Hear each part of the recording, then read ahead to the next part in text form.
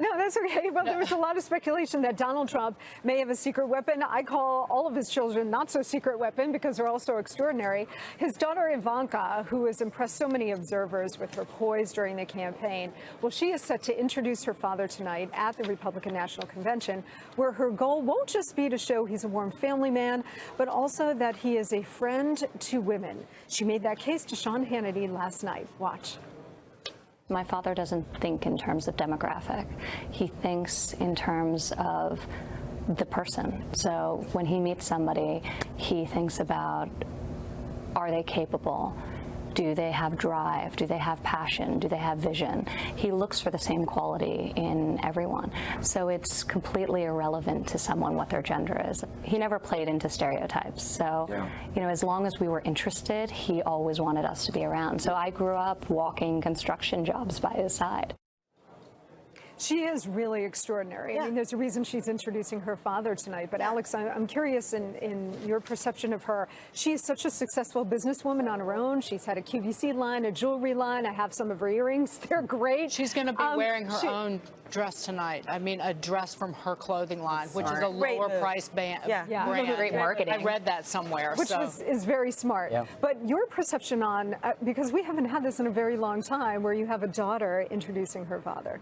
I mean, look, she's a rock star. Women I know think she's fantastic. And so she's the best surrogate that their campaign has right now. I think it's a very smart move to have her introduce Donald Trump tonight.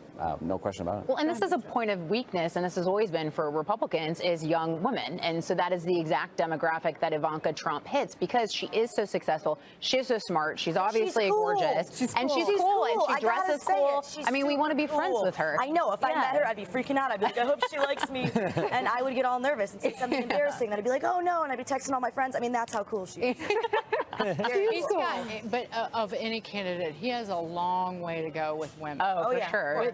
Women in this country are the biggest voting bloc, and given what happened in the last year and the way that he's talked about certain women, people who work at Fox News even, he's got, according to the last Wall Street Journal poll, he has a 25 percentage point deficit to Hillary Clinton with women from ages 18 to 49. Now, it's not that bad. It's only 7 percentage points of a difference between HRC and DT with women 50 or over, but 25 percentage points. And that's a lot. And that's where these third-party validators are so important for Donald Trump, like Ivanka Trump, and also I forget her name, but one of the businesswomen who works for Donald Trump, the African-American woman that spoke last night. She has a really compelling story, too, how she was down in the dumps and Donald Trump stuck with her and helped her, helped her keep her job, and how the family really embraced her and brought her into their home. So I think those sorts of stories reach different demographics of women that are really important. He needs to be telling those stories. We haven't really heard them, which disappoints me, because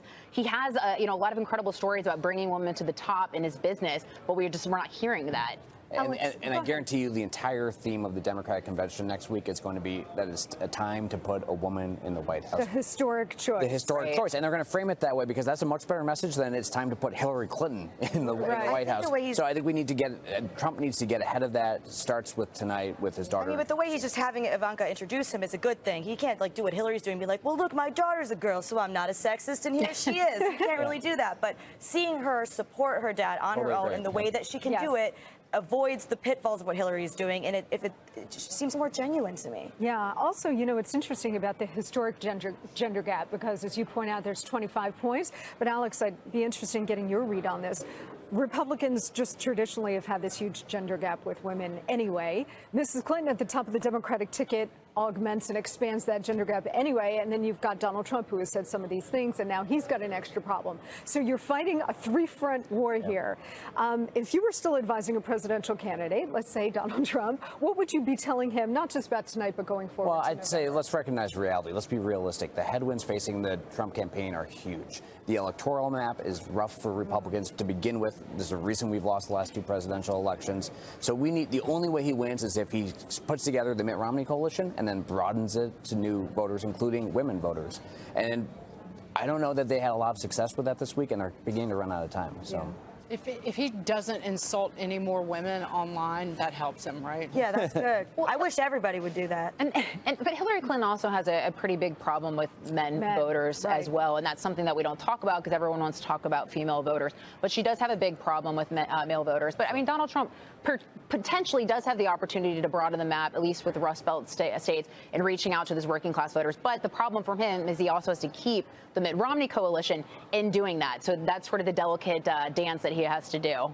I want to just, this is a little Ivanka father story. Ivanka Trump opening up about her love life as she was growing up under the gaze of her father, the daughter of the Republican presidential nominee, saying she was afraid to bring her boyfriends home to meet her dad because she knew they would be put under a magnifying glass. In fact, she thinks the only boyfriend she ever brought home was the man who actually became her husband, Jared Kushner.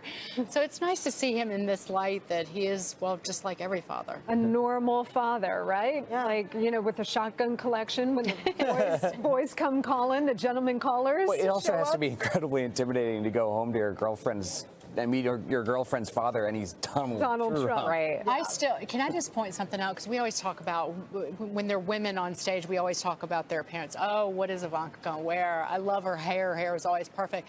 Eric has redone his hair. Did you notice? I saw that last night. He started, because he used to comb it back, and it was like Gordon Gekko. It looks right? better, I think. It looked a little Gordon Gekko, which I love. It's one of my favorite movies of all time. But he had it parted on the side, and it looked very different. And I think that it's tricky because they are a very wealthy New York family, and they need to look, and they look like an American family. Well, you don't want to look like you spend too much money on your clothes. I'm serious. This is all part of the calculation. Well, and that's why it's cool that she's wearing her own outfit. But it's not just her appearance. It's not just her appearance. She's also just so articulate. I've never once heard her give a bad interview. I wish she were here.